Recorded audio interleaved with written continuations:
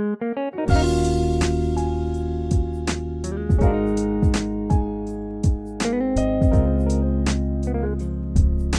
guys, welcome back to my channel. In this video, we will feature another product. Actually, gagamitin ko siya for 1 month or so para makita ko ang results niya. So, ating i-feature ay itong G21 Glass Skin Serum. Itong Kojic Papaya Honey Oatmeal Dual Soap. Tapos itong Rose Liquid Toner.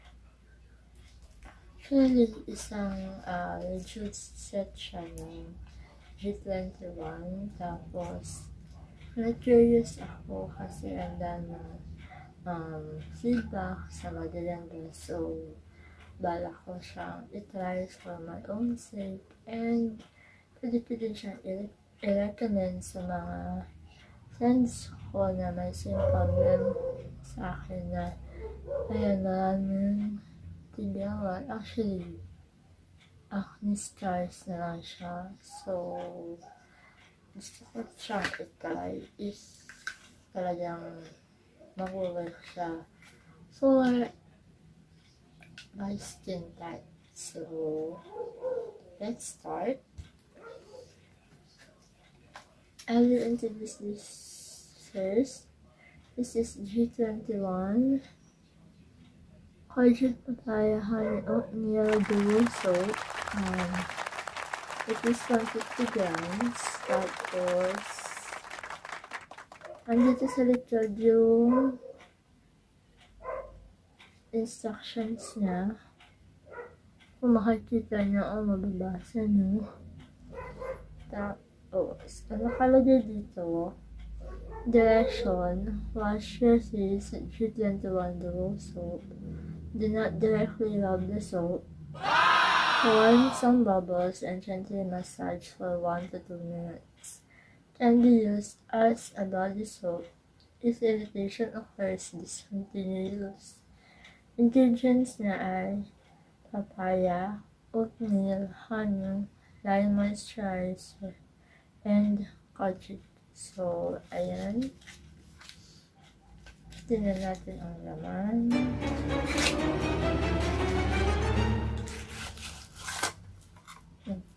Hindi ito pa itsura niya.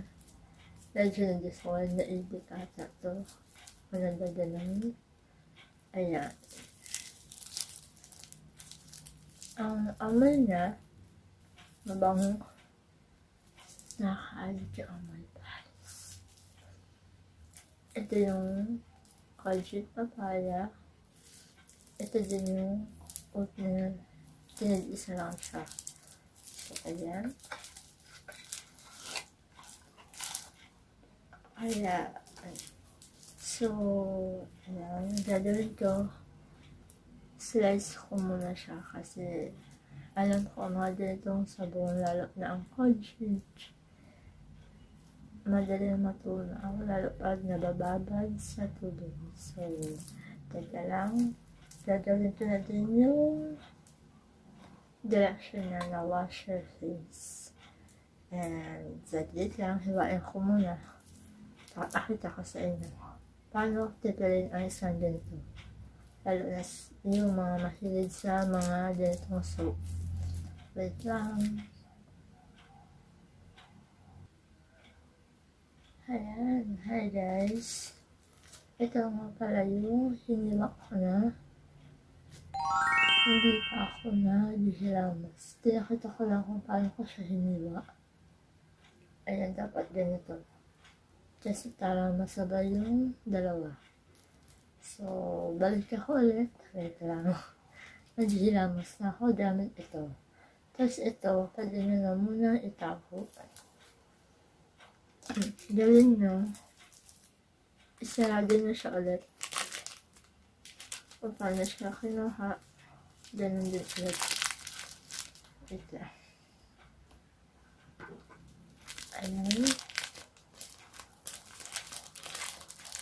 Para hindi siya madumihan or malagyan ng matunaw.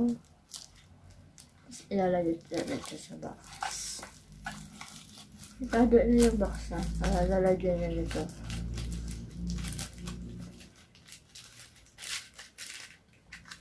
Ayun. Dito lang na siya. Then, ito na tayo. Wait lang. Hilamos muna ako. A few moments later. Hi guys. Ayan. Fresh home. Nagbago pa ako. Ayun. Nasa pa ako. Ayan, nilamos ko na siya.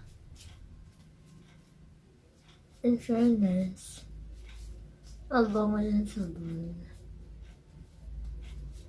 Tapos hindi siya mahapde. Unlike ng ibang Kojic na mahapde sa mukha siya. Hindi siya mahapde.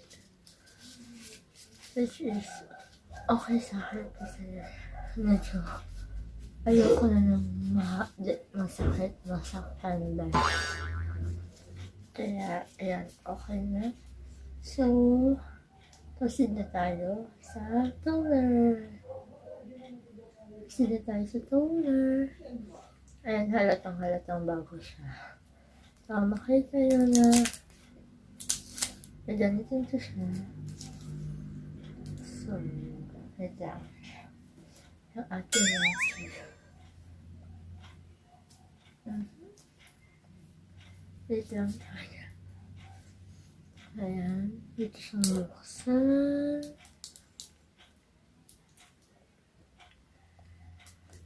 Nakabalot ng tape.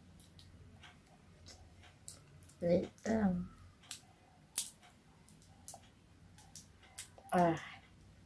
Hindi siya matanggal. Wait lang ha, wait lang. A few moments later. Hi guys. Ito na, nabuksan ko na siya. So, basahin ko muna. G21 Glass Toner. Ingredients. Andyan. Hindi ko mabasa. Pasensya na, mahina na mata ko. And, look. FDA approved na siya. So, minong pinakamita sa sleeping bags ng Pilipinas. And, 100 ml na po siya. Ang price niya ay 230. Pagka din ako sa is 230. So, mukhang lang worth it. Kasi malaki. And let's try. Let's wala lang cotton.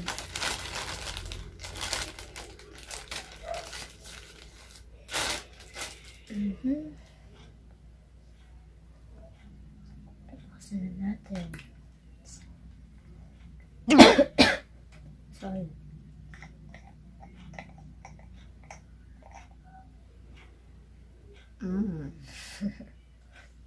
Yung amoy na ang bango. Talos. Parang siyang alam mo yung candy na fox. Nakalag. Yun yung amoy niya. Kung naamoy niya lang talaga. Ayan. Kuha na tayong cotton.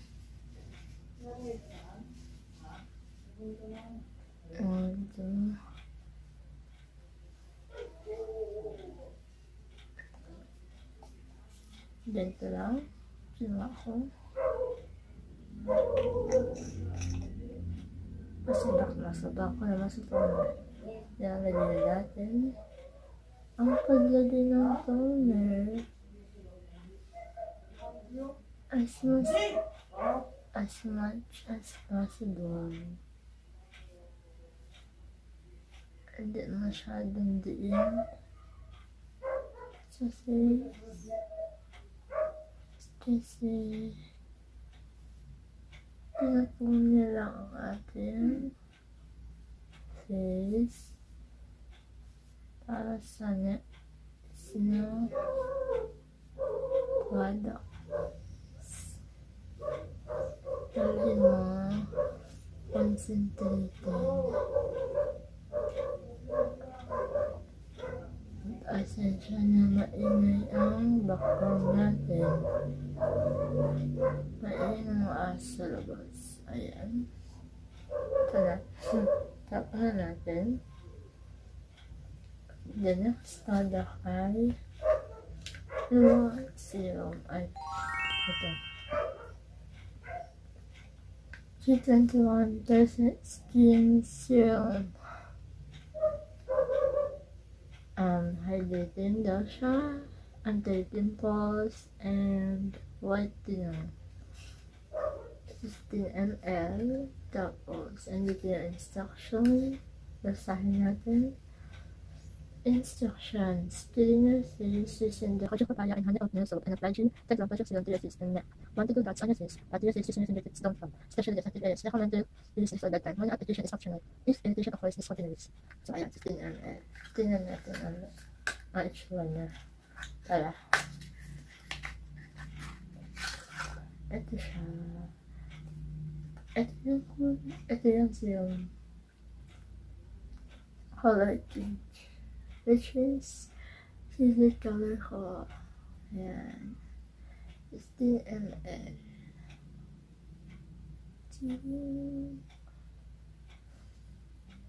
And buksan na natin. Maglalagay na tayo.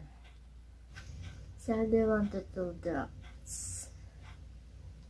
Wait lang. Oh, ang bango. Ang bango niya, promise. Oh my God. Ayan, ako kumuha. Kasi nalagyan dito.